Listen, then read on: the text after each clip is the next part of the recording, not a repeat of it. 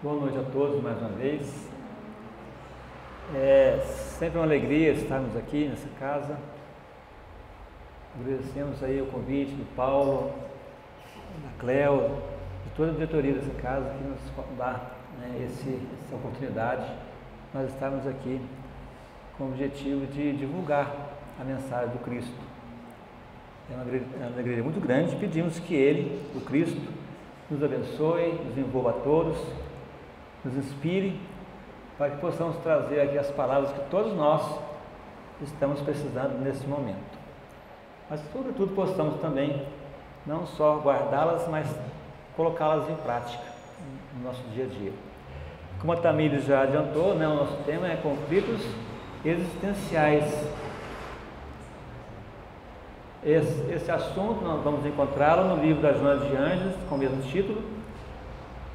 E também vamos basear também a nossa palestra de hoje na revista Reformador, que é publicada pela Federação Espírita Brasileira há mais de 130 anos, ininterruptamente. É um dos periódicos mais antigos que nós temos conhecimento de ser publicado assim, sem nunca ter ficado um mês só assim, sem ser publicado. Aqui nesse Reformador, além de ter os temas doutrinários, os artigos, tem também todo o movimento espírita aqui dentro. É como se fosse um diário oficial do movimento espírita, né? E aqui temos um artigo do nosso irmão Alessandro Viana Vieira, de Paula, com o tema conflitos existenciais, que nós tiramos também alguma coisa para abordar aqui no dia de hoje. Queria só contar algumas histórias. Uma que ocorreu há cerca de 20 anos atrás, onde Sandro Barbosa do Nascimento, ele pegou um ônibus na saída da PUC, no Rio de Janeiro, e ele sequestrou esse ônibus com 10 passageiros, mais o motorista. E com uma arma, ele ameaçou as pessoas, anunciou para o motorista que era um sequestro, e ali teve aquele momento que nós não sabemos o que acontece, de muita tensão. Mas o ônibus parou num certo local, e aí veio aquele aparato todo de policiais, helicópteros, Rede Globo, aquele negócio que a gente já sabe. E foi uma manchete tanta.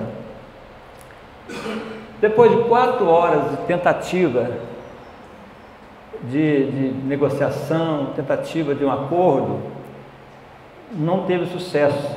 E aí ele foi alvejado por um policial do Rio de Janeiro. E ele estava com um escudo, que era uma professora chamada Geisa Gonçalves.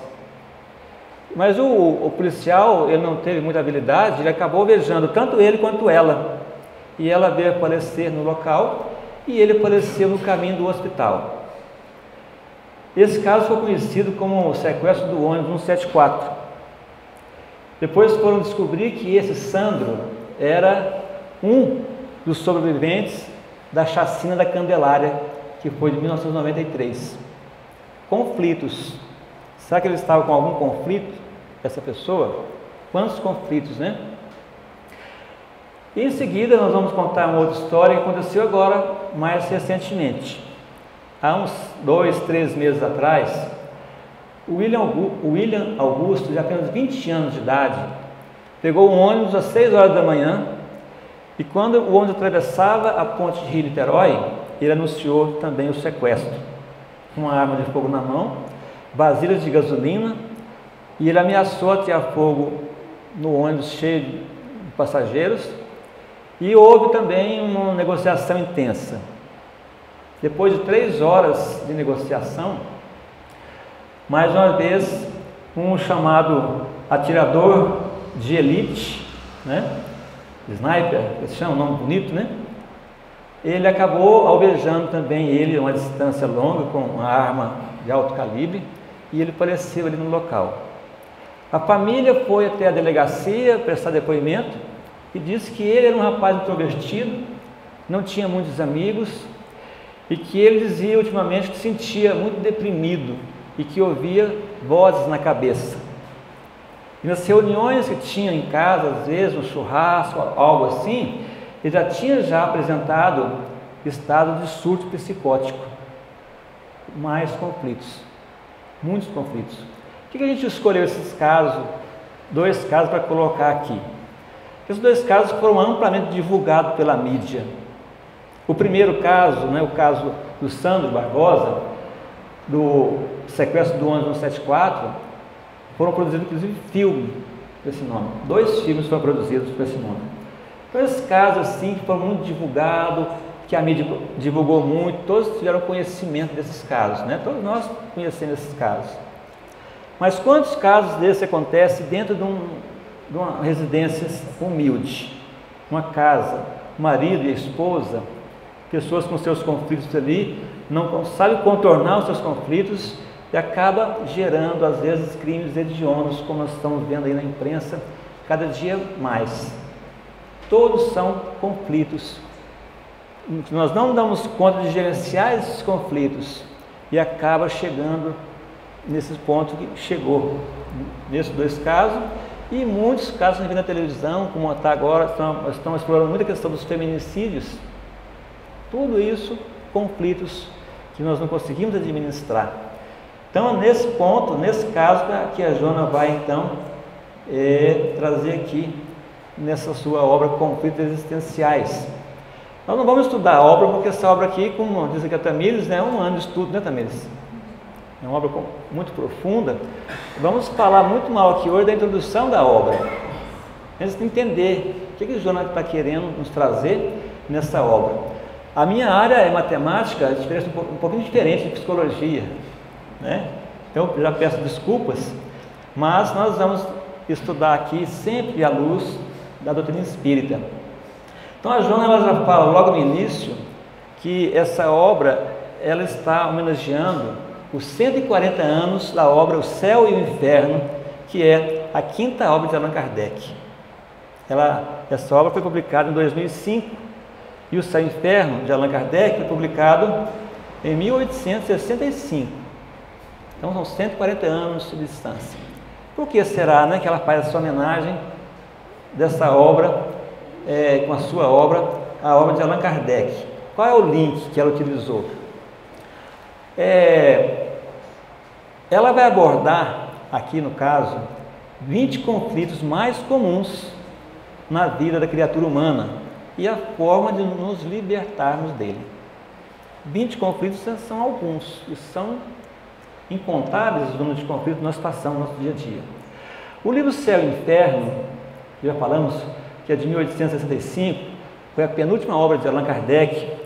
Ele publicaria depois, em 1868, a Gênese e desencarnaria no ano seguinte, mas ele nos traz a ideia da justiça de Deus.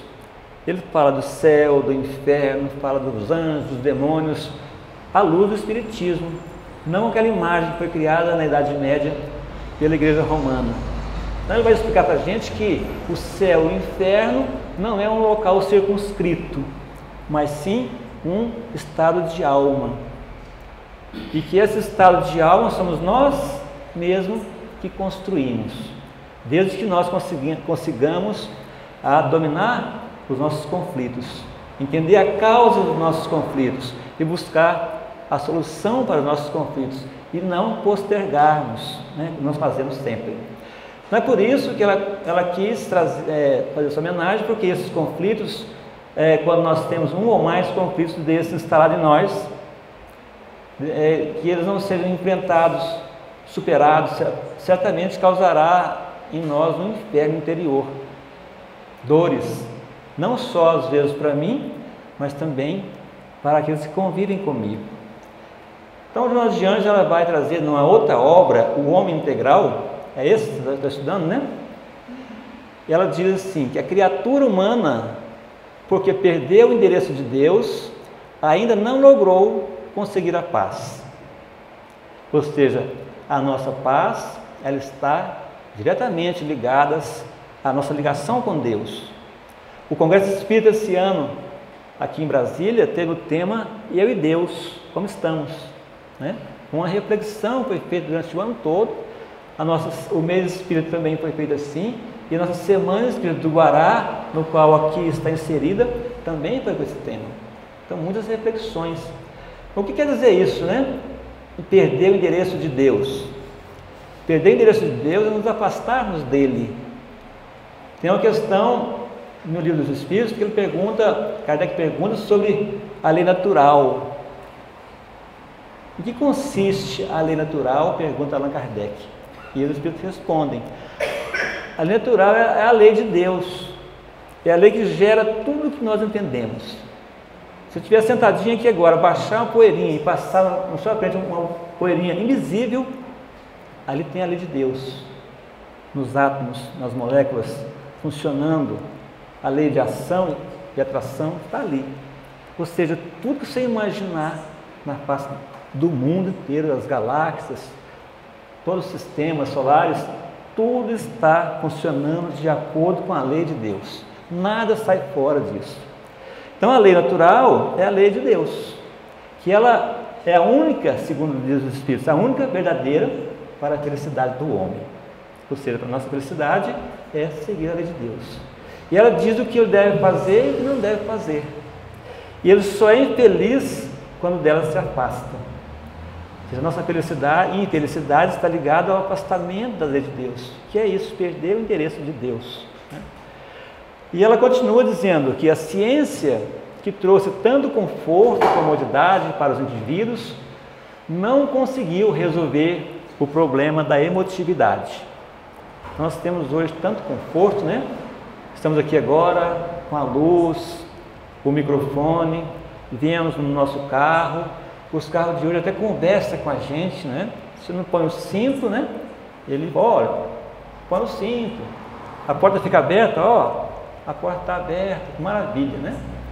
Então a ciência evoluiu muito, principalmente no último século, mas infelizmente as questões da emotividade não conseguimos resolver ainda. A tecnologia não nos auxilia nesse ponto, né? Então nós vamos ver que muitas pessoas que são famosas, né? Vou voltar aqui, passou sem querer. Pessoas famosas, muito dinheiro, muito sucesso, e às vezes não sabem conviver com isso.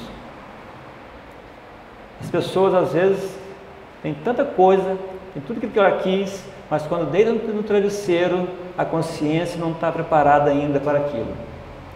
Então as pessoas às vezes saem para as fugas espetaculares da droga, da prostituição e de uma série de outras mazelas.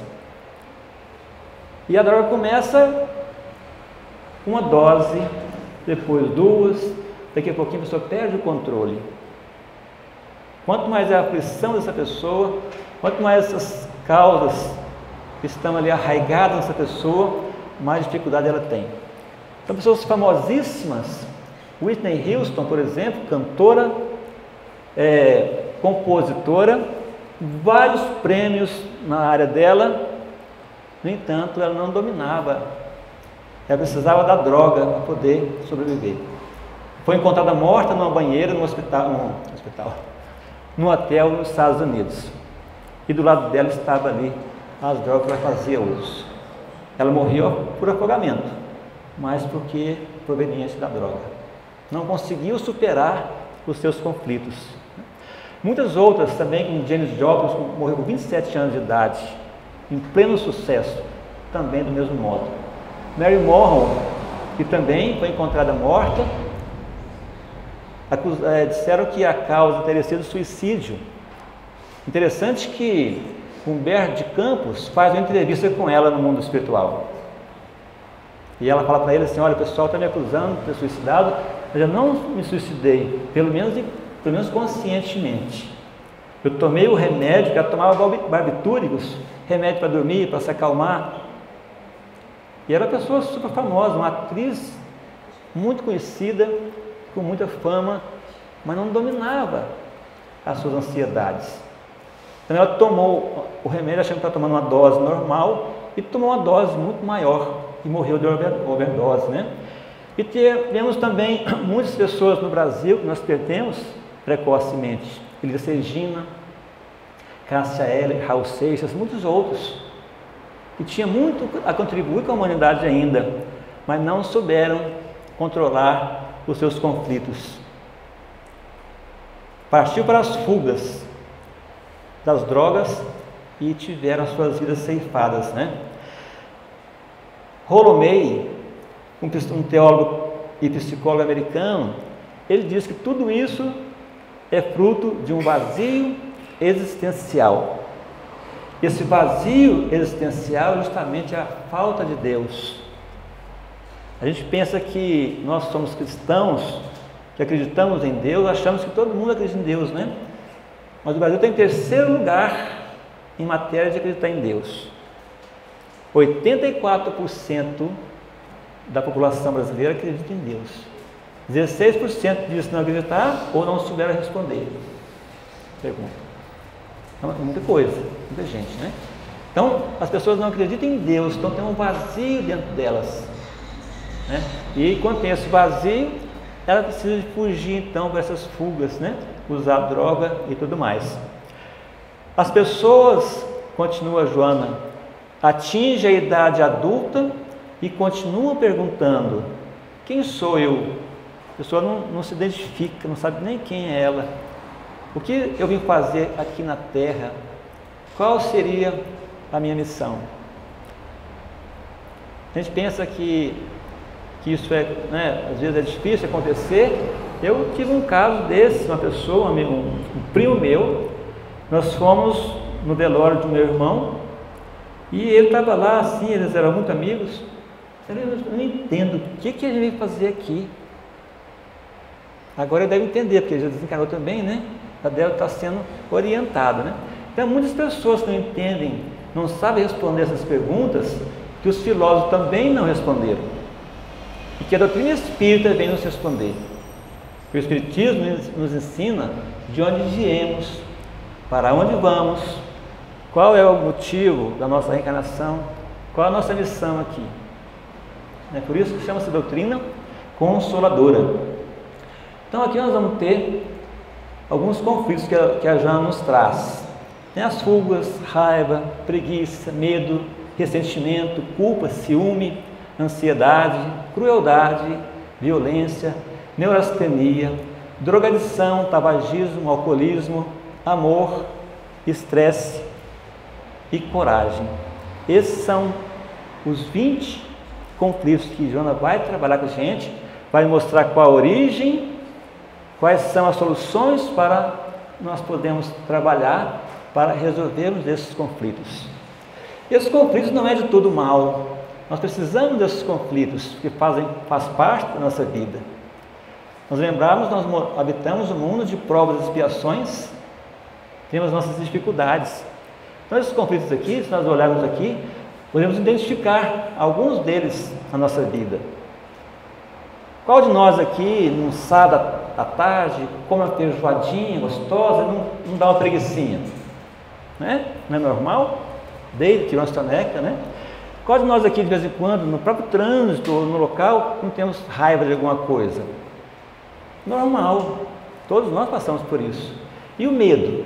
O medo faz parte de uma lei natural, que é a lei da sobrevivência. A pessoa que não tem medo, ela morre cedo. Morre muito antes da hora. Por quê? Vai atravessar a rua, não olha para os lados, o carro vem, atropela, ela morre. Quando ela tem medo, ela olha para os lados para ver se vem carro. Por quê? O medo de ser atropelada. Normal. É assim que funciona. Se você vê um animal feroz, você não vai pôr a mão na boca dele, ele vai te arrancar a sua mão. Medo. Né? Então, tudo isso faz parte, né?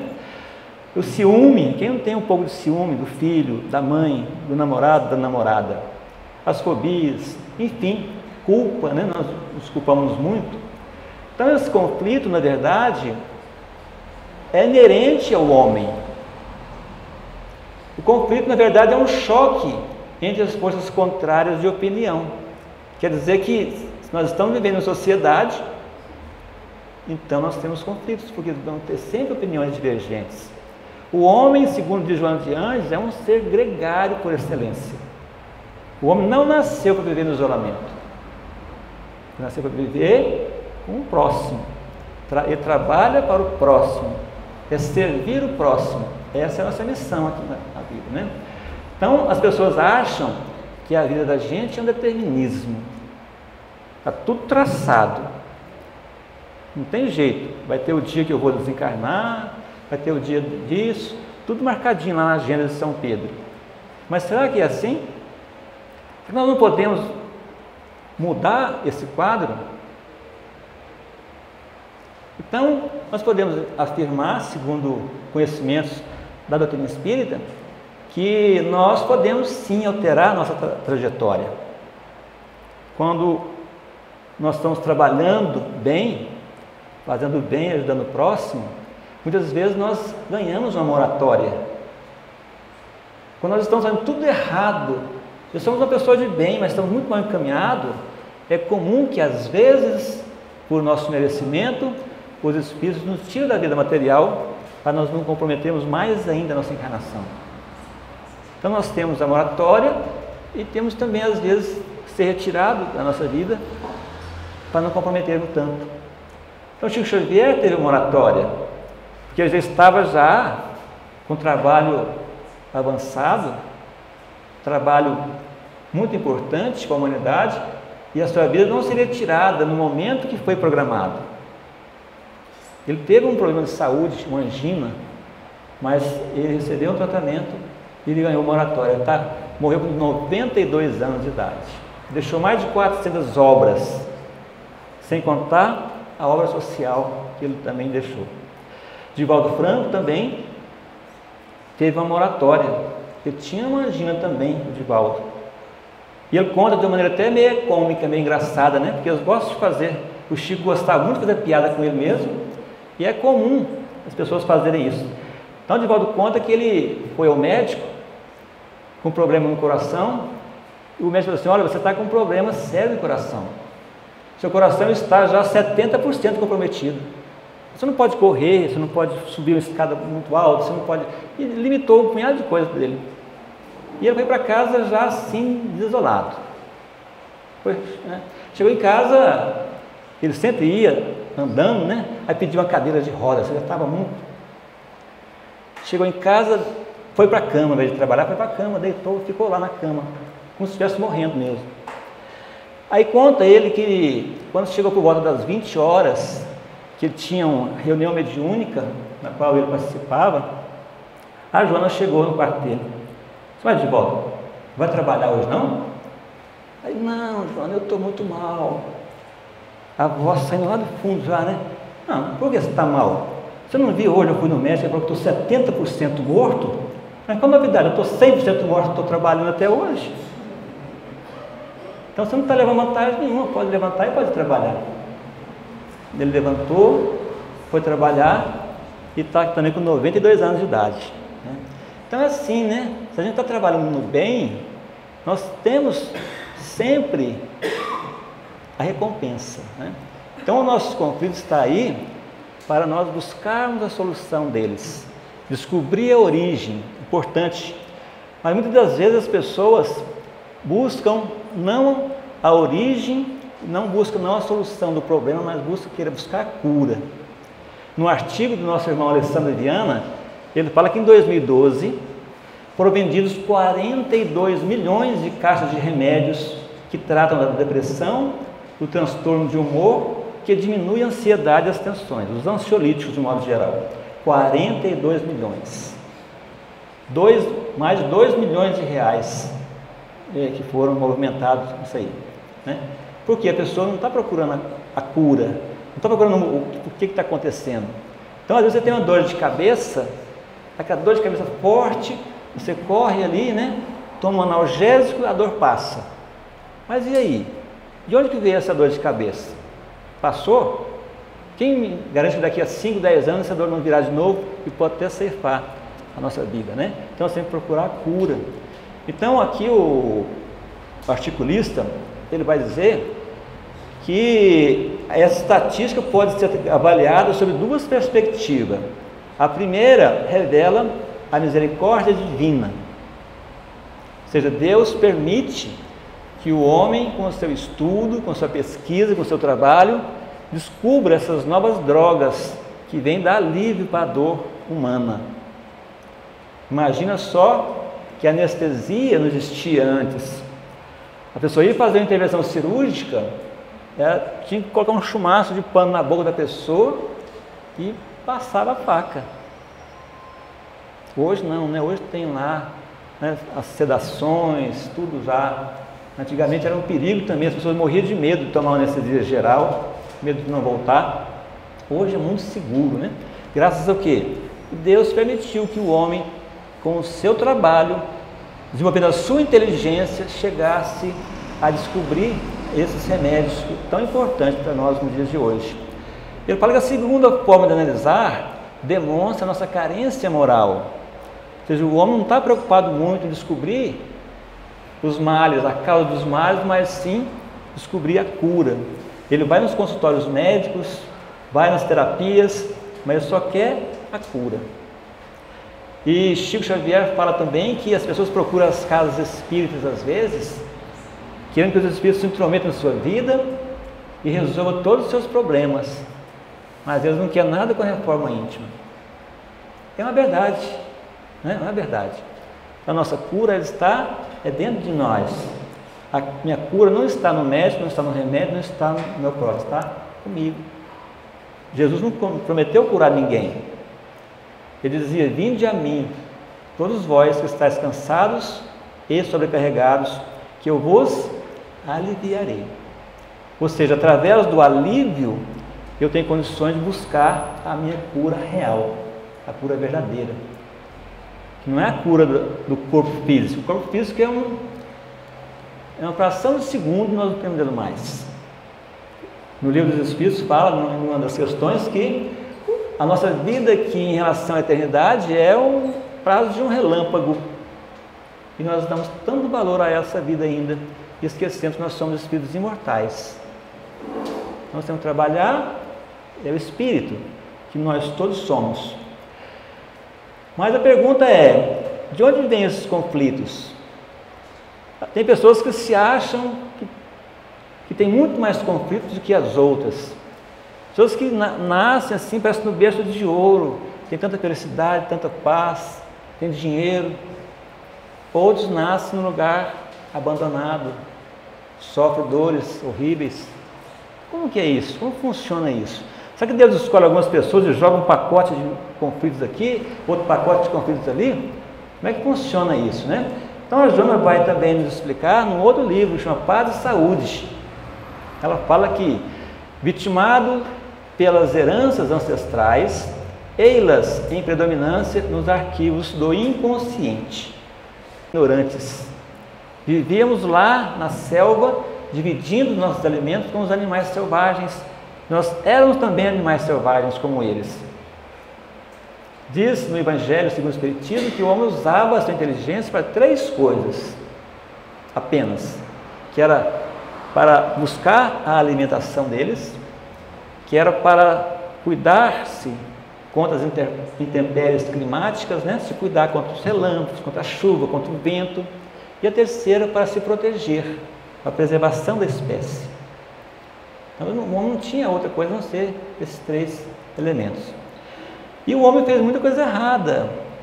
O homem, ele se alimentava da sua própria espécie, matava. Por que ele fazia isso? Porque ele não tinha ainda consciência.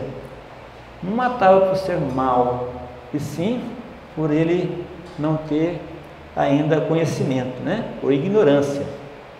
Então Joana continua falando que, expressando-se através de manifestações psicológicas, ou seja, esses conflitos, que são heranças nossas ancestrais, ela se manifesta de maneira psicológica, de insegurança, de medo, de instabilidade, na condição de mecanismos de fuga da realidade. As pessoas às vezes têm um problema para resolver. Vamos supor, um problema conjugal.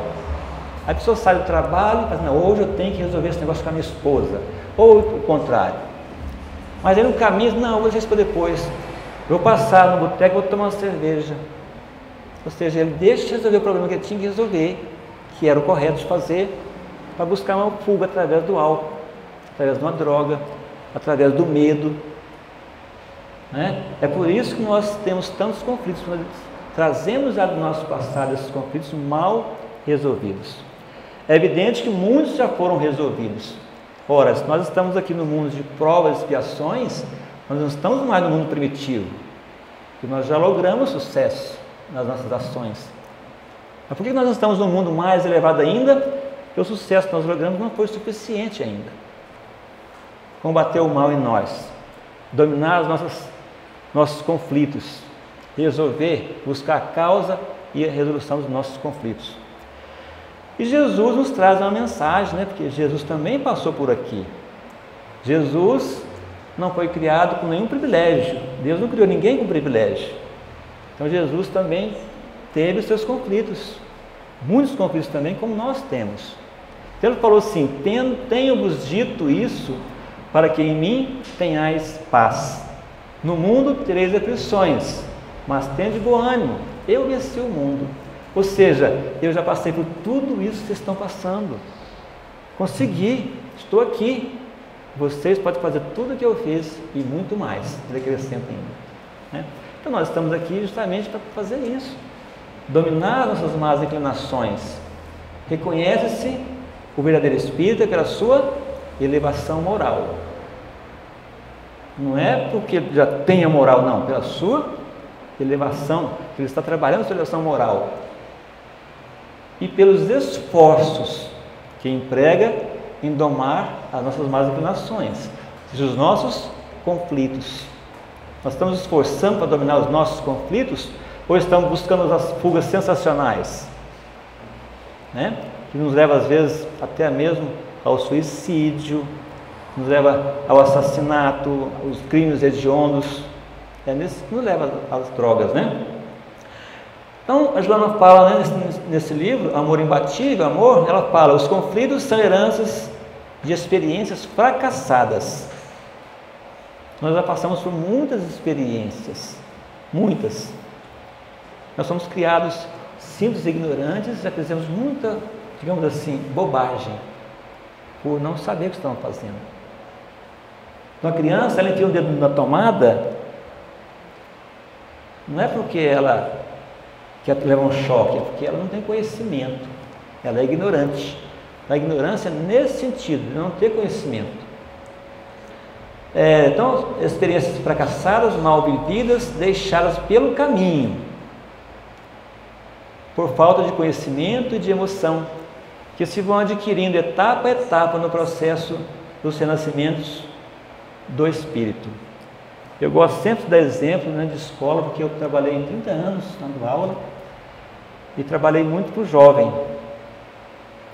E a gente vê que às vezes eu tinha alunas, principalmente alunas, que eu aplicava um teste, uma avaliação, valendo 10 pontos, a pessoa tirava às vezes 9,5, chorava, esperneava. Como é que pode tirar 9,5? Porque ela queria tirar 10, não contentava com 9,5. Ao passo que outros alunos perguntavam: professor, qual que é a média para passar? 5. Ele estudava para tirar 5. Ou seja, ele termina o ano letivo devendo 50% do aprendizado que ele deveria ter. Então, ele vai para a série seguinte? Vai. Mas vai chegar lá com déficit. Ele vai ter de novo mais um ano de déficit. Assim também é o espírito. Ele vem, deixa muitas situações mal resolvidas, porque ele quer passar de ano. E aí ele vai reencarnando, para não reencarnar, deixando muita coisa para trás. Por isso que tem um espírito que evolui mais rapidamente, outros mais morosamente. Por quê? Porque depende do esforço, né? Então ela fala então, né, que etapa a etapa nós vamos juntando esses conflitos. Nós deixamos para trás sem buscar resolução. Ela fala que a criatura humana está destinada à plenitude. Esse é um determinismo. O homem está destinado à plenitude. Todos nós temos um caminho a traçar, um dia encontraremos no mesmo ponto. Uns fazem umas voltinhas para cá para lá, outros vão em linha reta. Mas um dia nos encontraremos todos. avançando não poucas vezes sob injunções dolorosas que resultam da ignorância ou da má utilização dos recursos preciosos que ali encontram ao alcance. É aquela história, né? Ou vai pela dor, ou pelo amor, ou vai pela dor. O plano A de Deus conosco é ir pelo amor. As nossas dívidas não é para com a pessoa com que eu magoei, não é com a minha vítima. As leis são para com Deus. Quando a pessoa comete um assassinato, mata uma pessoa, né, a aprovação dele, o crime dele é para com a humanidade. Assim também são as leis divinas. Nós temos que quitar os nossos débitos com as leis divinas, não com o próximo que eu magoei. Não é porque eu matei uma pessoa nessa encarnação que na outra encarnação vai me matar. Não é assim. Né? Às vezes a pessoa nem está no meio ali daquela aprovação que estou passando. Né? Então é isso, né? Nós temos o plano A, e quitar os nossos débitos pelo amor. E temos os outros planos depois, B, C, D. Às vezes nós estamos no Z. Acabou o alfabeto, aí começa Z1, Z2 e por aí vai, né? E Kardec então vai perguntar no Livro dos Espíritos: poderia sempre o homem, pelos seus esforços, vencer as suas más inclinações? Ou seja, pelos seus esforços. Essa resposta às vezes deixa a gente assim, humilhado, né? É igual Jesus quando fala assim na questão da fé. Ele fala que a fé que nós devemos ter, o tamanho dessa fé, quando ele fala o tamanho da fé, a gente se sente humilhado. Que a fé, para mover montanhas, é do tamanho de um grão de mostarda. Olha só, né? Mas é o suficiente, né? Então olha só a resposta dos Espíritos aqui. Ele fala assim: sim, e frequentemente fazendo esforços muito significantes.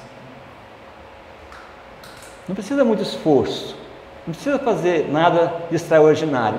Como diz o Chico Xavier, o Cristo não nos pediu muita coisa, não exigiu que as pessoas escalassem o Everest ou fizessem algo, tanto sacrifício. Ele pediu o quê? Que nós nos amássemos uns aos outros. É isso que é esse significante aqui, nos amarmos uns aos outros. E a gente não consegue amar o meu próximo? E o nosso amor aqui é um amor ainda condicionado, né? Eu amo uma pessoa se ela me ama também, é condicionado, né? Ele continua dizendo assim: o que lhe falta é a vontade. A vontade é tudo para o espírito. Então Emmanuel nos fala que as duas asas que nos conduzem a Deus é o amor e a sabedoria, não é isso? As duas asas que nos conduzem a Deus é o amor e a sabedoria. Só que o pássaro que voa, essas duas asas que voam, o pássaro não consegue voar se você quebrar as perninhas dele. Voa? O pássaro só voa se tiver um impulso. Então esse impulso é a vontade. Eu tenho amor e sabedoria e não tenho a vontade de aplicar, né? Nós precisamos ter a vontade. Então o que falta em nós ainda é a vontade de fazer esses esforços insignificantes. Ele termina dizendo assim: quão poucos dentre vós fazem esforços, né? Então nós não fazemos esforços ainda, né? Mas não temos também que ficar preocupado com isso. Nós temos que continuar trabalhando. Nós fazemos aquilo que é possível para nós. O impossível não tem como fazer, né? Então, como diz Francisco de Assis, comece fazendo o que é necessário, depois o que é possível. E quando você perceber que não, estará fazendo o impossível. Mas temos que começar, temos que dar aquele pontapé inicial para começar, né, a fazer o que temos que fazer. O sofrimento nos destrói ou nos constrói, dependendo da nossa forma de agir. Quantas pessoas têm tanta deficiência física, mental, no entanto vivem tão felizes? Quantas pessoas que estão aí, têm tudo funcionando, têm dinheiro, têm os pais, têm a família, e é tão infeliz. Não é assim? Então as pessoas às vezes se julgam infelizes, mas não são. Se ela olhar para trás, ela vai ver que tem gente muito pior do que ela. Tem um caso de um australiano que se chama Nick Vujicic. Ele nasceu sem os braços, sem os membros superiores e sem os membros inferiores. No entanto, ele é um empresário. Sabe qual é a profissão dele? É fazer os jovens, como é que se diz?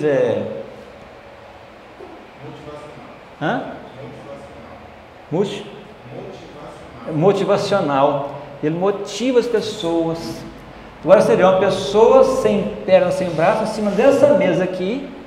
Ele fica em cima de uma mesa, motivando as pessoas que têm braço, têm perna, têm tudo. Pessoas infelizes porque ele tem tudo e ele não tem nada e ele é feliz.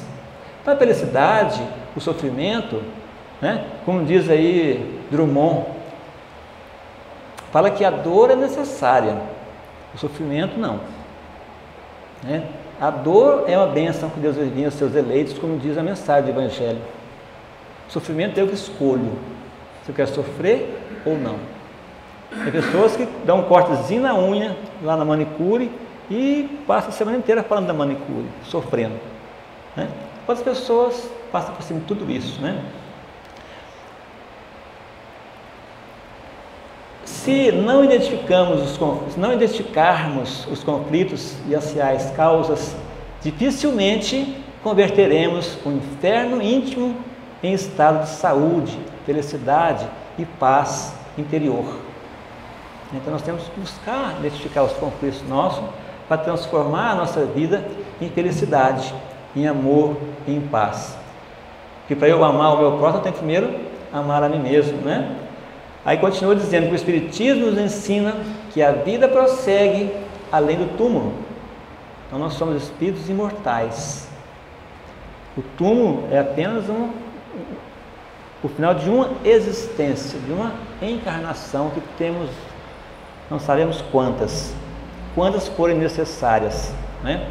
Então o Espiritismo nos ensina isso.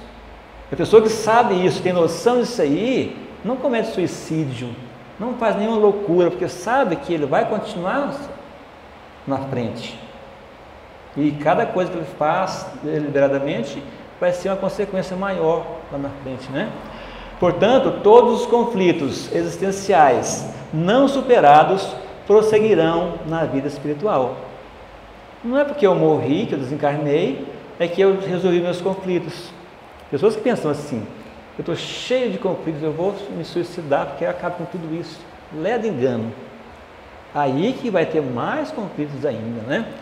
Então o Espiritismo vem nos trazer o consolo, por isso se chama doutrina consoladora. Então a Casa Espírita tem essa função de nos acolher. Mas a Casa Espírita não vai resolver os meus conflitos. E quem tem que resolver os meus conflitos sou eu. Mas ela vai me dar as condições para resolver os meus conflitos. Então a casa ela acolhe, consola, esclarece e orienta. Essa é a finalidade de uma casa bem dirigida, bem direcionada. É isso, acolher as pessoas que procuram a nossa casa. Para isso ela oferece vários serviços, como por exemplo a palestra pública, onde nós vemos aqui ouvimos uma palestra, um ambiente agradável, as vibrações todas elas favoráveis, e nós trazemos conosco os nossos irmãozinhos inferiores que estão conosco no nosso dia a dia. Eles vêm também, assistem a palestra conosco, do nosso lado, aprendem também, se instruem também. Muitas das vezes é feito um trabalho de desobsessão aqui na casa, na hora da palestra, que o irmãozinho compreende alguma coisa que ele está fazendo de errado contra a gente, que ele não faz errado porque ele é mau, porque ele é ignorante.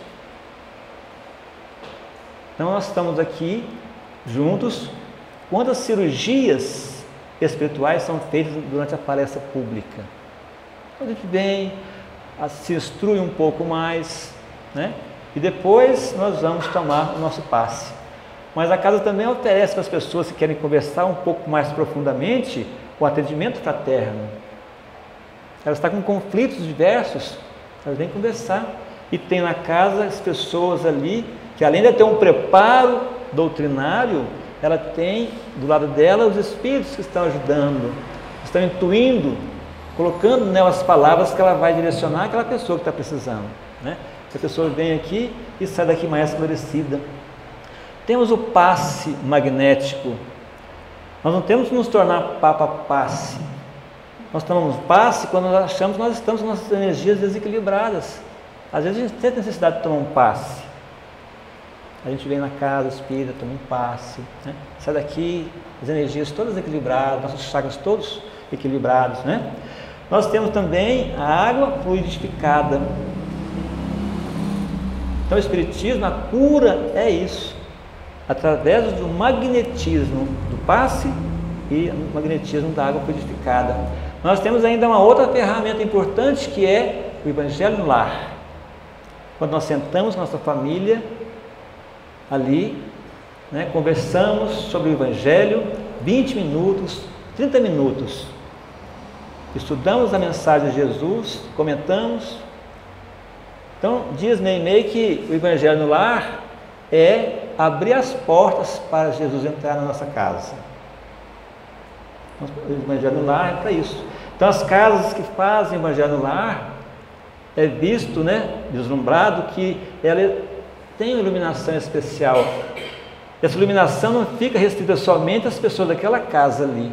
Ela se expande para os vizinhos, os transeuntes, porventura passam por ali, né? Então veja só, é importante nós fazermos o nosso culto no lar.